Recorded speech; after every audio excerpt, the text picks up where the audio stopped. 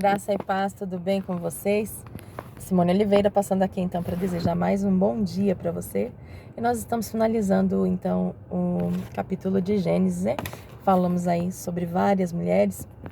Em países governados por um rei ou uma rainha, quase sempre a coroa real é transferida de monarca para monarca. A coroa, geralmente magnífica, enfeitada com pedras preciosas, serve de emblema para a posição e título de majestade conferidos ao rei ou à rainha. Porém, nenhuma posição ou título é mais majestoso ou prestigiado do que uma mulher de fé. E foi disso que nós falamos, né?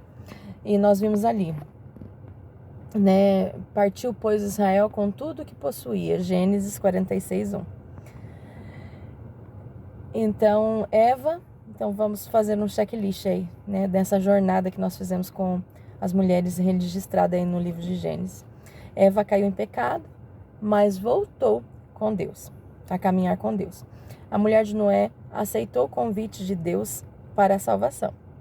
Agar clamou, Sara acompanhou seu marido para a terra em que Deus mostrou. Agar clamou a Deus 2 vezes e ele a acudiu. Rebeca orou a Deus para ter um filho.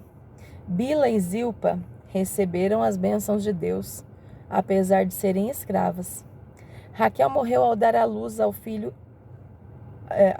um filho a Israel, e ele se tornou o líder piedoso.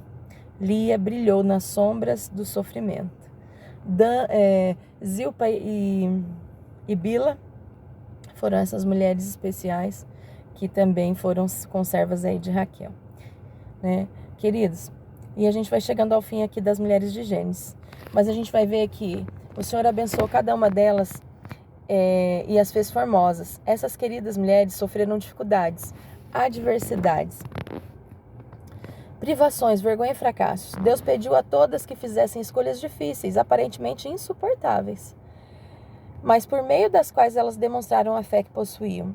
Muitas demonstraram ter fé em Deus, indo em frente, tomando a decisão de não desejar mais coisas perdidas ou abandonadas, de não atentar para fracassos nem para maus tratos.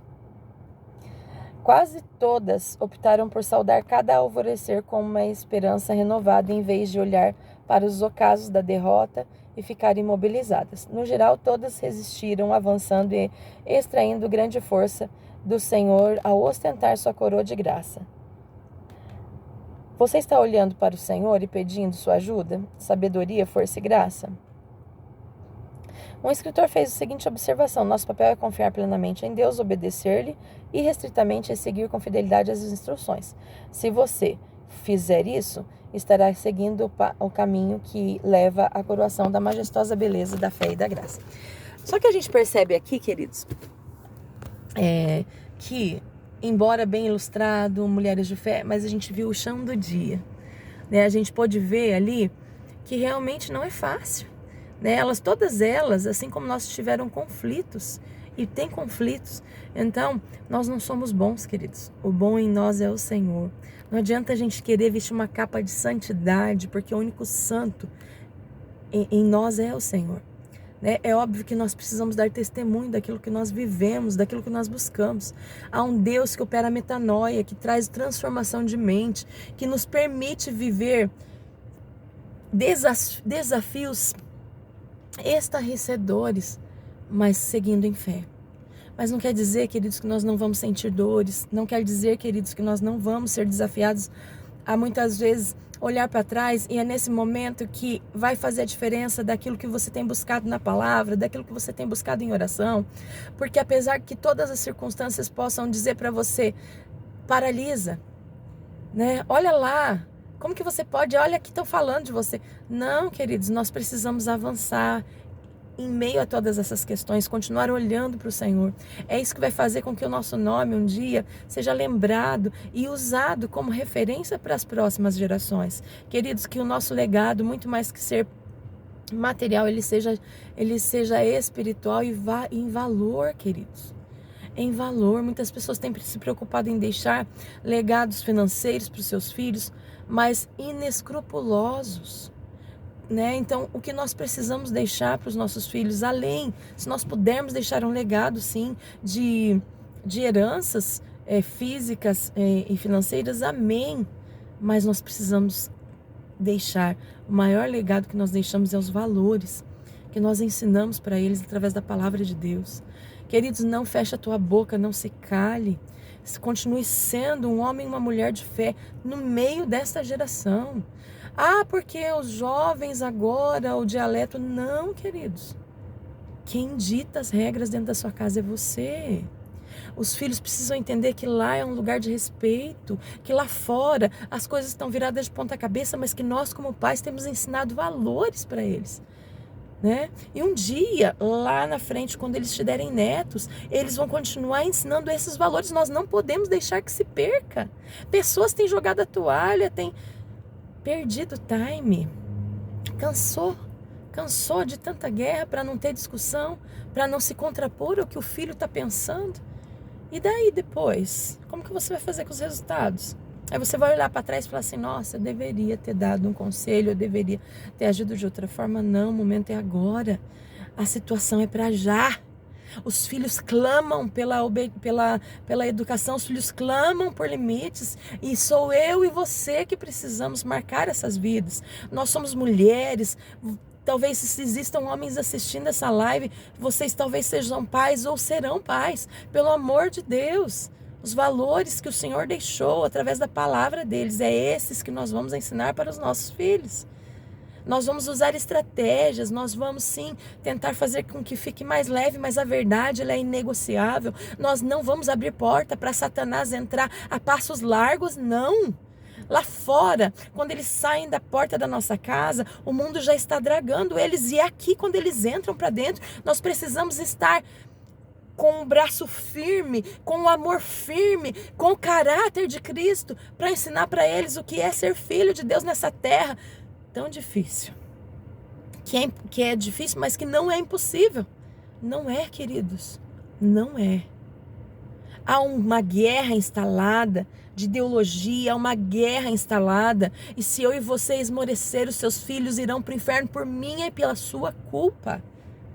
Porque não importa o que as pessoas lá fora falam, o que importa é que eu e você estamos falando aqui dentro. A escola, a igreja é uma extensão da nossa casa. Porém, nós sabemos que muitos meios estão corrompidos. Então, o lugar mor, o lugar onde eles são formados e forjados é dentro da nossa casa. E nós vamos escudar e ensiná-los, inclusive, a exercer essa fala de uma forma sábia e estratégica nas faculdades, para que eles também não sejam rechaçados, porque é uma perseguição, queridos. Só que uma coisa nós sabemos, uma vez que nós seguimos a Cristo, nós estamos expostos à morte a cada dia, e nós não vamos negociar, nós não vamos deixar as coisas se atropelarem só porque somos cristãos e porque estamos correndo riscos. Não, queridos. O risco nós estamos correndo se nós fecharmos a nossa boca e nós deixarmos essa força, essa atmosfera que tem vindo contra a nossa casa, contra a nossa família, contra os nossos filhos. Gente, pelo amor de Deus, nós somos homens e mulheres de Deus. Se nós fecharmos a nossa boca, se nós fizermos de conta que não é com a gente, quem fará? Queridos, nessa manhã, que você fique com os exemplos das mulheres que nós falamos aqui e que você seja extremamente impactado com a graça de Deus nessa manhã. Que o Senhor te dê sabedoria para lidar com as adversidades que têm se levantado, que são cada vez mais difíceis. Mas nós já sabíamos que elas viriam. E as coisas não vão melhorar. Né? Os nossos olhos têm que estar fitos no Senhor.